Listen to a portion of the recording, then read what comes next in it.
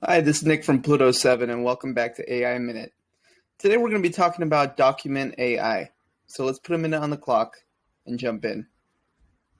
Document AI uses machine learning to scan, process, and organize data found in structured and unstructured documents.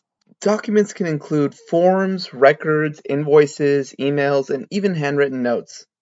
Nearly every business process requires documentation. Manual document processing contributes to bottlenecks that slow down an organization's ability to work efficiently. Document AI automatically detects the flow of documents and brings visibility to departments to act quickly with complete information. Document AI is useful for entities that require lots of paperwork.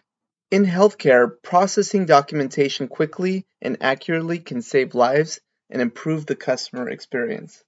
Insurance companies can get a more complete picture of a claim and even receive suggestions on how to proceed based on historical data. Finally, a financial services provider can review thousands of financial documents to give summaries of customer information and investor data. Document AI goes beyond scanning a document and saving it in your files. It is constantly analyzing new documents, making live recommendations, and automatically delivering key information, saving a tremendous amount of processing time.